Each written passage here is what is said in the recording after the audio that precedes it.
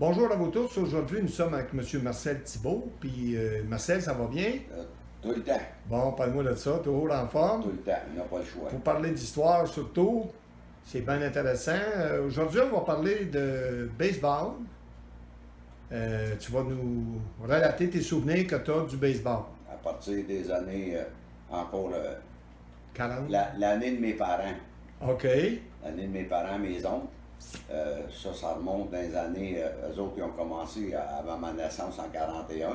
OK. Mais ils jouaient quand même à ce moment-là.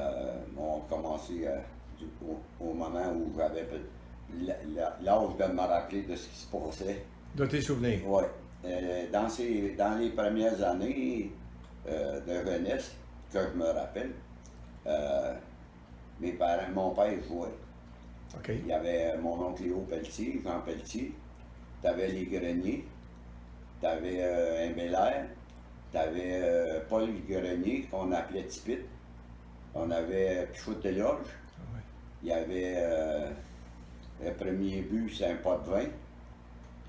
Je pourrais tout donner les positions des joueurs. Oh, oui. Et puis, T'as une bonne mémoire. ouais. Là, dans ces années-là, tu avais Mont-Laurier, tu avais la Ferme-Neuve, je m'excuse, Ferme-Neuve n'était pas là. Tu avais Mont-Laurier, Lac des Écorces, Val-Barrette et Lac-Sauguay dans ces années-là. Ah, OK. Si on part avec Lac des Écorces, il y avait un Thomas, des Paquettes, Val-Barrette, tu avais la famille de Deschamps, 3-4 Deschamps. Ah, oui. Tu avais le fils du docteur Ali. Ah oui? Oui, son fils qui était un excellent lanceur, une balle très, très, très rapide. Comment il s'appelait? Tu s'appelles son petit nom? Son petit nom, je ne me rappelle pas. OK. J'aurais pu en cherchant, c'est Ouais, sûr, c'est pas long à savoir. pas grave, des fois. Mais je me rappelle du nom de famille. Là, on parle dans le temps que j'avais peut-être de 5 à 10, 12 ans, 15 ans. OK. Au moins 12 ans. Et puis, Lac-Sauguay, tu avais Pinchot. il y avait 2-3 Pinchot qui jouaient. Tu avais un Simon qui était un Indien là, qui jouait au champ. Et puis c'était les clubs du temps, ça. Okay. Et puis c'était. Mont-Laurier était commandité par une compagnie de bière. En général, les compagnies de bière, c'est pas mal les commanditaires dans les sports. C'était la compagnie, dans le temps, ça n'existe plus, là, mais c'était la bière Allen. Ah, la bière en laine. La bière Allen. La bière Allen n'a pas été des années, là, mais il y a été un bout de temps. Puis le distributeur à Mont-Laurier, celui qui faisait la livraison pour la compagnie, c'était Pichotte de Lorge. Ah, OK, oui. Et puis, fait que là, c'est ça. Là, on parle des années fin 30, début 40. OK. Puis avec ce groupe-là, j'ai commencé à jouer au baseball avec ce groupe-là, quand j'avais 12 ans. Puis je me rappelle, là, rendu à ces années-là, tu as le Lac du Cerf qui s'était rajouté Ah, oui, oui. à la Ligue. OK.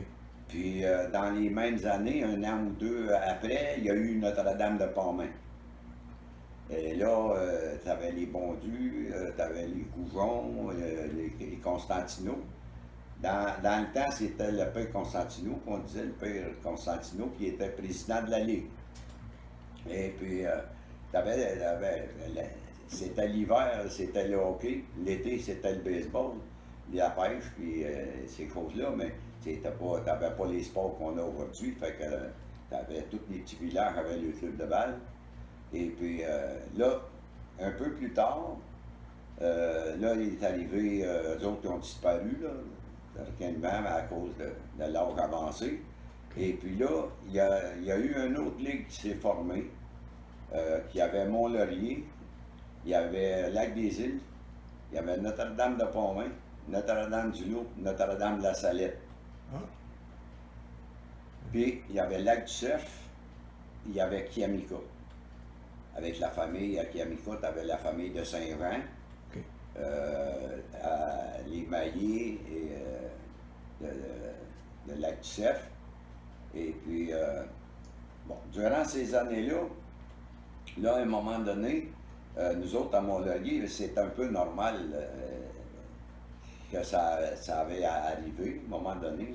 C'est qu'il y a Claude Tremblay le comptable, Montlhéry, qui était président de la Caisse populaire. Lui, il était à Sherbrooke à l'université. Puis c'est un fait un peu bizarre, mais ça fait partie de l'histoire. Lui, il était droitier. Mais à un moment donné, il s'est cassé le pouce de la main droite. Fait qu'il a commencé à lancer de la main gauche. Fait que quand il a fini l'université, lui et sa femme, c'est une demoiselle Larry Rimbal. Et puis, le frère de la plomberie des Rimbal, le père, c'était le frère de la plomberie des Rimbal. Lui, quand il est arrivé, il y avait Paul Rimbal, il était à la même université que Claude. Fait qu'eux autres, ils se lançaient ensemble souvent là-bas. Fait que quand il a eu fini l'université, ben, c'est sûr qu'il lançait pour Mont-Laurier. Mais c'est un des bons lanceurs qui a passé là, dans la bande. Dans le temps.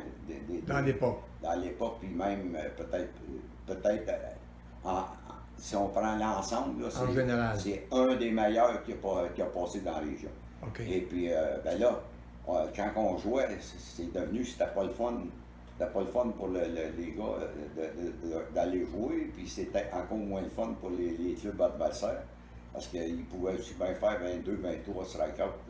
Excusez les expressions anglaises, mais là on parle des sports. Il y a beaucoup d'expressions anglaises dans les sports. Absolument. Fait que, il aurait pu jouer, là, Montlhéry aurait pu jouer avec un receveur, un lanceur, un deuxième but, puis un chanson, puis il aurait gagné dans le temps. Fait que là, à un moment donné, les autres clubs, ben, c'était pas le fun pour personne. Fait que là, M. Constantino, lui, il avait décidé que Mont-Laurier, on dissout Mont-Laurier. Il n'y en avait plus de club. Fait que là, les joueurs sont séparés, puis on allait jouer, comme moi puis bon, mon frère, on est allé jouer pour le Lac-des-Îles.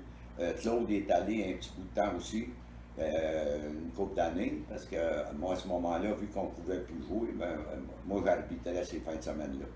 Le baseball, je suis devenu arbitre. Okay. Et puis, je me rappelle, à travers tout ça, je le mentionne parce que c'est une grosse famille, et puis même si c'était plus petit aussi, là, mais je me rappelle, j'étais arbitre au Marne dans une game de baseball, puis contre Kiamika et Pontmain, si je me rappelle bien. Là, en tout cas, un des frères Saint-Jean dans le temps, lui, quand il est arrivé du deuxième coussin, quand il est arrivé au marbre pour glisser, sa jambe, ses crampons ont resté pris dans le marbre. Puis la jambe a cassé complètement, là, il a tout rentré par en dessous. Il a toujours été avec des séquelles de ça. Après ça, là, on a continué à jouer pour Lac-des-Îles, moi et mon frère. Après ça, d'autres, ils jouaient pour d'autres équipes. Et puis là, ça a duré quelques années. Puis là, à un moment donné, quand on est arrivé à un certain âge, là, il était un petit bout de temps, on n'avait plus d'équipe à Mont-Laurier, quelques années. Fait que là, ils ont recommencé une ligue. Là, il est arrivé les expos. À Mont-Laurier. À Mont-Laurier. Oui, ça me rappelle de ça. Un groupe de jeunes, là, dans le temps de Pierre Flamand, La Fantaisie, Cloutier, mon fils. Là, il y a eu la ligue avec les expos. Là, c'était quand même du bon baseball. Et puis, à un moment donné, ça a commencé à modérer un peu. Et puis, là, il y a eu l'équipe de Kiamika. Mais là, Kiamika, tu avais la famille Saint-Jean. Il y avait quelques gars de Mont-Laurier qui sont allés jouer. Et il y a toujours un problème. C'est un peu comme dans toutes les ligues. C'est que tu essaies toujours d'avoir une équipe la plus forte possible. Fait que là, à cause du hockey, les gars jouaient ensemble au hockey l'hiver. Fait que quand arrivait le temps du baseball, l'été, bon ben les joueurs de Mont-Laurier qui jouaient avec les gars de Kiamika, ben les meilleurs sont allés jouer pour Kiamika. Fait que là, Kiamika avait une équipe trop forte pour la Ligue. Fait que quand il arrive une situation comme ça, c'est toujours rappelé de faire quelques années, puis après ça, là, ça s'étire, puis ça disparaît. Okay. À travers ces années-là, il y a eu aussi Maniwaki qui a joué à un moment donné. Là, il était, ça, c'est au début, tu avais Maniwaki. Dans le temps de Gorman, tu avais Lecker, tu avais Lou Ryan, tu avais un Valquette qui est le frère d'Henri Valquette, qui Ok. était police à Mont-Laurier. Oui. Son frère restait à Maniwaki. Ils ont eu 5-6 ans, Maniwaki faisait partie de la Ligue, à Mont-Laurier et les environs. Après ça, il y a eu l'Annonciation aussi, dans, Oui, le, temps Pierre des, Rouge. dans le temps des expos, avec les Tremblay, le transport Tremblay là, à Saint-Jovite, Pételet, puis Peut-être. le groupe de gros sportifs de l'Annonciation dans le temps, Oui. tu avais 2-3 Tremblay, 3 si c'est pas 4, il y avait un receveur, un lanceur, un joueur de premier but. C'était, dans ces années-là, il y avait beaucoup, dans la balle, autant comme le hockey, il y avait beaucoup de familles, 3-4 frères qui jouaient au hockey l'hiver, 3-4 frères qui jouaient dans le club l'été. C'était, on aurait dit que c'était pas Ça se rejoignait. ça se rejoignait en 2-3 familles. T'avais pas. C'était Il y comprenable. avait 9 joueurs, il n'y avait pas 9 noms différents. Tu en avais toujours 2-3 qui de la même famille, puis 2-3 d'une autre famille. Fait qu'à 9 joueurs, ça prend pas beaucoup de familles, il y a 2-3 chaque pour faire l'équipe. Fait que c'était beaucoup comme ça que ça marchait le baseball. Après ça, à travers le baseball, ben, c'est sûr qu'il y avait des ligues dans le temps, c'était du fastball. Ouais, Aujourd'hui, il du n'existe fastball. plus le fastball. OK. Ça a fait peut-être 10-15 ans, ça, 20 ans. Là. Puis à un moment donné, ça a disparu, le fastball. Ah. C'est devenu juste le softball. OK. Mais du temps du fastball, il y avait des équipes un peu partout. Puis ça, c'est dans le temps qu'on jouait où il est aujourd'hui le bureau de poste. Ah, du ski de bureau de poste à Oui. Mont-Laurier. Oui. On a commencé, les équipes ont commencé, tu avais Boulevard Ponquet. Château-Laurier, les Chevaliers de Colomb, Oui. il y avait 5-6 clubs. Et ça a commencé dans le cours de l'école Saint-Eugène, avec le backstop au coin de la rue du Pont Oui. et boulevard Pocket. Puis un peu plus tard, quand l'aréna a passé au brûlé. feu, a brûlé, là, le terrain a été déménagé. Tu avais le terrain pour les étudiants de l'école Saint-Eugène Oui, je qui m'en est resté rappelle. là. Puis ils ont fait Un terrain. terrain de balle où l'aréna a brûlé, qui est aujourd'hui bureau de poste. OK. Et là, c'était le fun parce que quand on jouait, ben, on était sur le boulevard Pocket. Fait qu'il avait mis des estrades. Fait que tout le monde qui prenait des marches, mais tout le monde le savait aussi. Fait que Oui. ça attirait beaucoup de monde. Pendant les parties, là, des fois, c'était pas rare d'avoir 200, 300, 400 personnes. Là. Les estrades étaient pleines, puis pratiquement toutes les soirs. C'était bien Mais ça, en vue, là. Oui. Mais ça, c'était dans le temps du softball, de la fastball. La différence, c'est que le lanceur il est un peu plus loin, il ne lance pas de la même façon.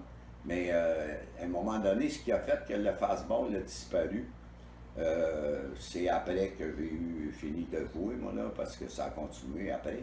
Mais j'ai toujours pensé que le fastball,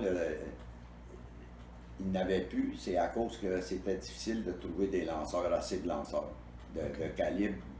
Il y en avait qui étaient bons, mais les autres, en étant moins bons, ça débalançait. Ça déséquilibrait les équipes.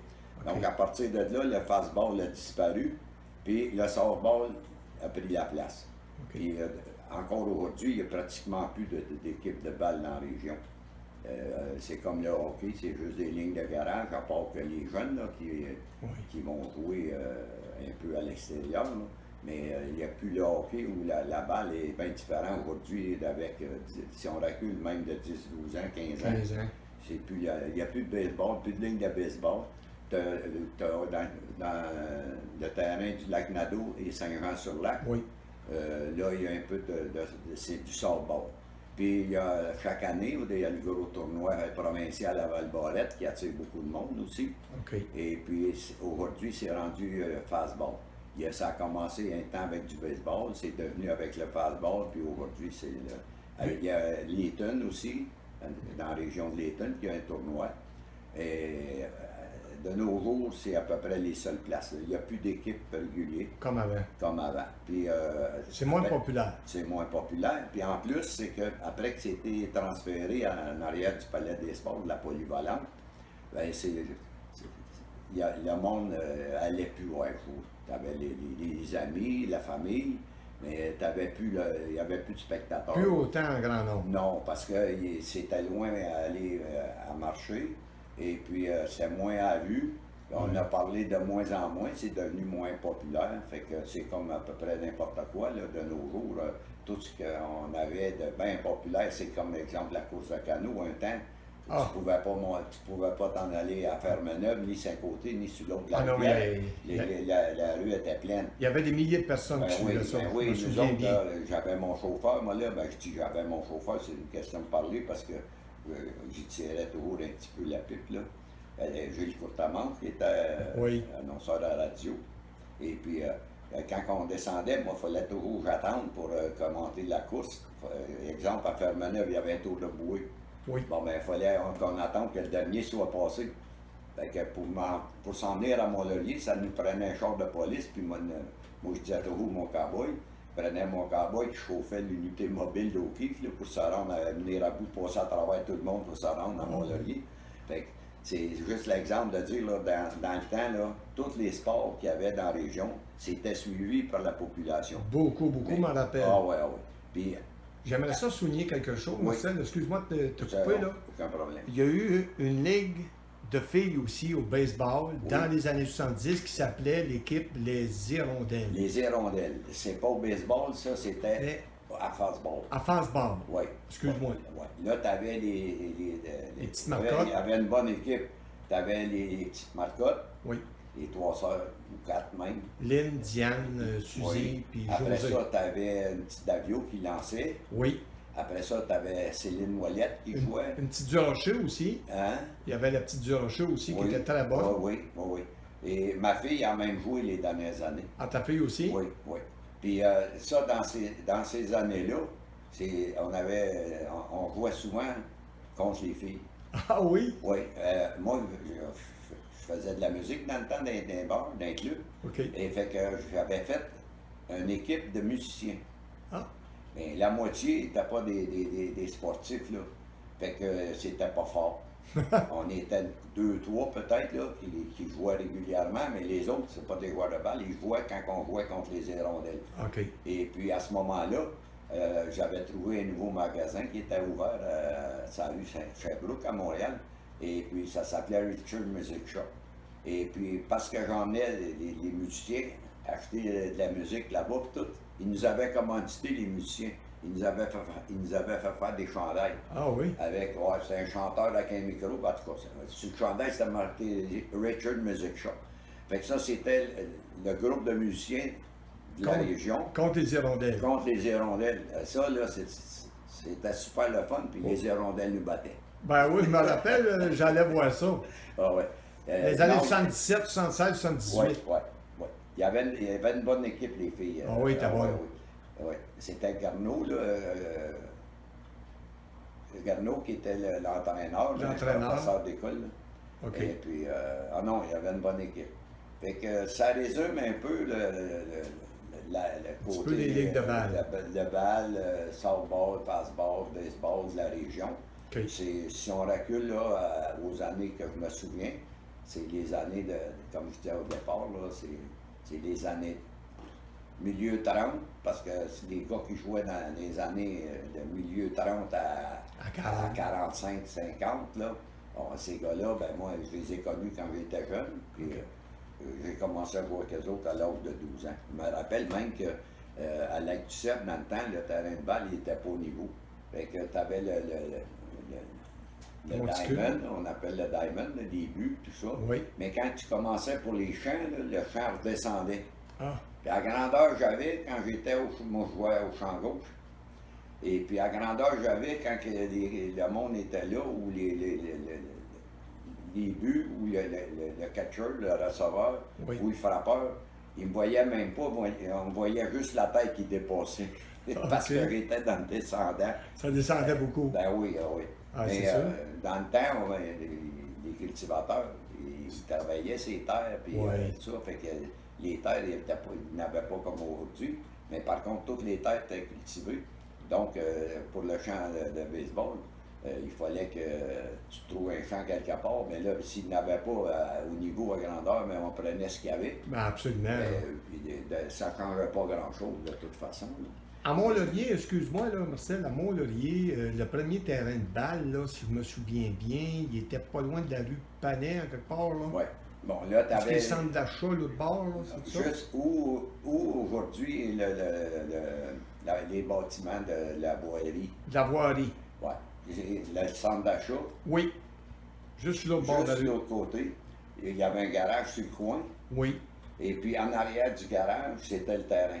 Hey, Ça, il y avait des estrades pour asseoir pas mal de monde.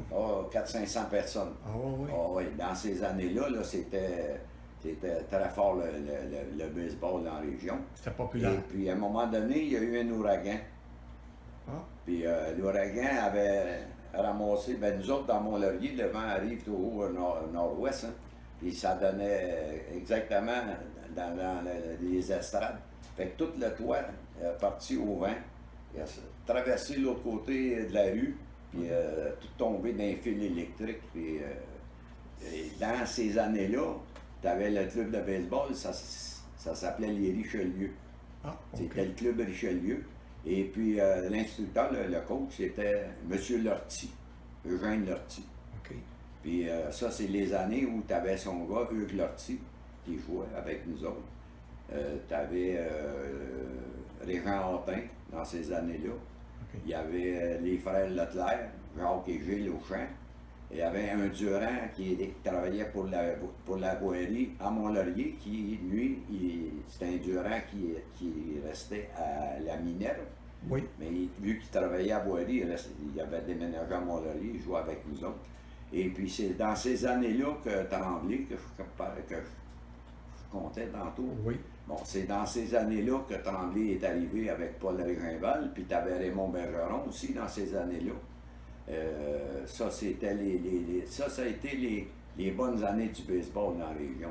Ok. Mais après ça, le stade, ils ont eu la boirie, ont acquis le terrain, puis ils ont bâti Le bâtiment. le bâtiment là-dessus, avec le chapiteau pour le sable, pour Oui. les temps d'hiver, avec le sel. Fait que c'est à partir de là, le baseball a déménagé à un moment donné sur la montagne, la montée Léveillé. Oui, oui, oui, je me rappelle de ça, c'est vrai, il y avait un terrain, là. Oui, il y avait Fernand Léveillé à ce moment-là, Oui, qui a eu la création masculine sur la rue du Pont. absolument. Bon, lui, il y avait une terre là-bas, puis il y avait des chevaux. Je me rappelle, il faisait venir des chevaux sauvages, c'est nous autres qui les domptaient.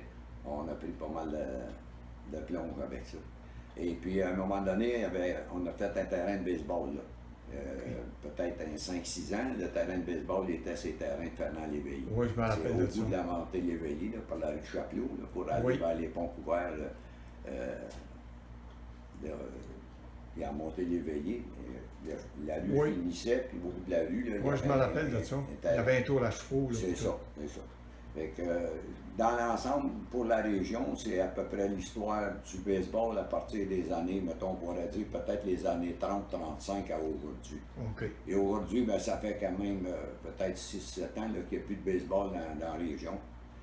C'est juste des petites ligues. rendu du softball, mais il n'y a plus beaucoup d'équipes. Il y a moins de jeunes Ouais. qui étaient dans le temps. Et puis, il y a moins de place aussi. Fait que ça a bien diminué. Mais il y en a encore. Saint-Jean-sur-Lac et Lac-Nadeau. OK. Il y a encore un soir ou deux que J'ai- du softball. J'ai souvenance, Marcel, les Chevaliers au Kiv, l'équipe des Chevaliers au Kiv. Ça, c'était quoi, ça, cette Bon, équipe-là? les Chevaliers au Kiv, c'était la brasserie au Kiv. Oui. Bon, les autres, il y avait 4 joueurs. Il était 5-6, mais il était 4. Eux autres, ils faisaient des tournées à travers le Québec. Oui. Et puis, ils sont venus souvent à Mont-Laurier. Puis au lac des Écosses Puis aussi. au lac des Écosses, mais à petit peu partout. toute la région, ils faisaient la province au complet. OK. Et t'avais ça, là, c'est les joueurs qui étaient des Chevaliers au Kiv, c'est des joueurs qui jouaient dans la ligne de snow. Ils appelaient ça la ligne Snowden à Montréal. OK. Ça, c'est dans les meilleurs du Québec. Fait que tu avais un légaré là, qui est lancé. Puis eux autres, quand ils venaient, ben là, il y avait un genre de spectacle aussi. Et il fallait quand même prendre des arrangements avant la partie pour qu'ils soient capables de faire le show, eux autres. Là. OK. Sinon, ça aurait pas été ça aurait été moins intéressant, mais c'était dans les meilleurs joueurs. Après ça, tu avais aussi le club de hockey canadien.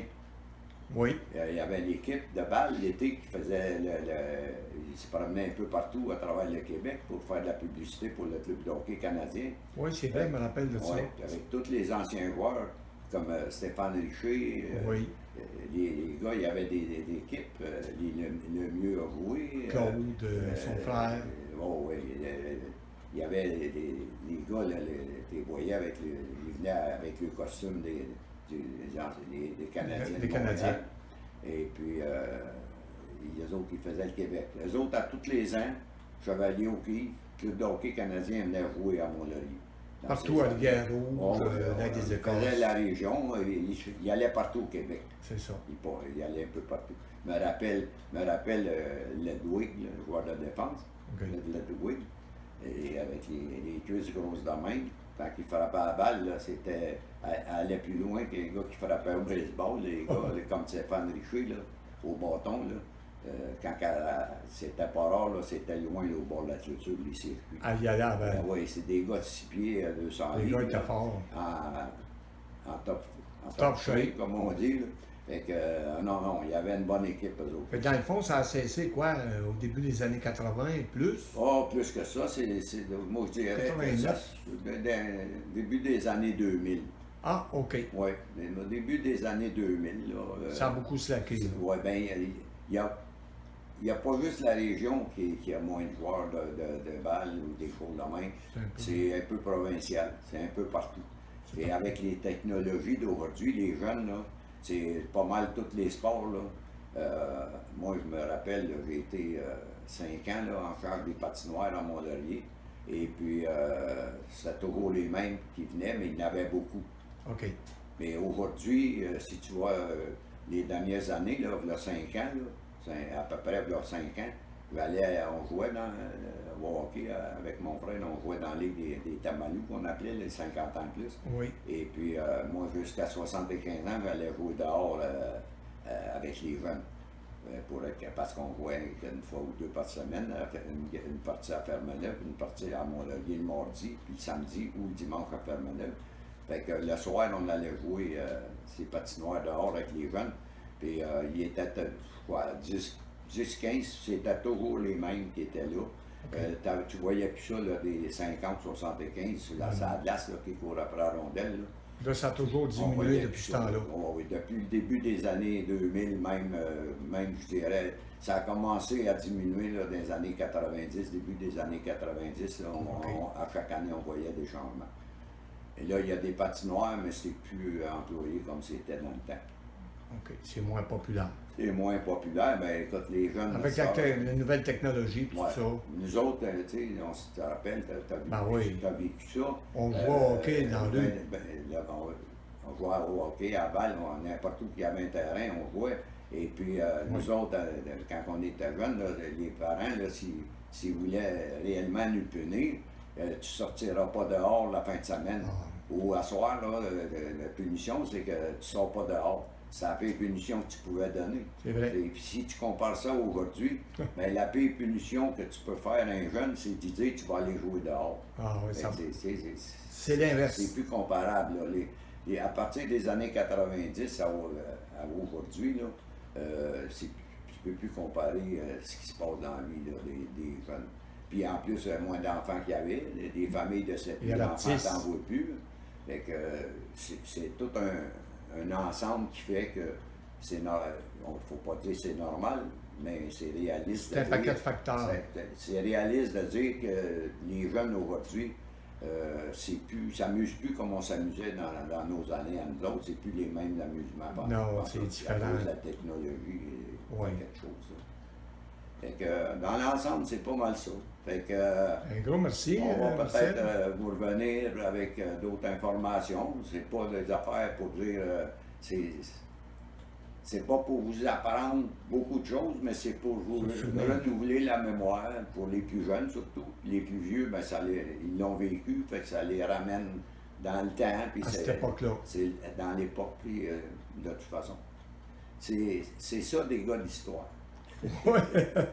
Ben, écoute, On vous revient avec probablement d'autres choses sur l'histoire de la région des Laurentides. bon, ben, gros merci, Marcel. Puis merci à tout le monde d'être avec nous. Puis à la prochaine. Bye bye. On se revoit.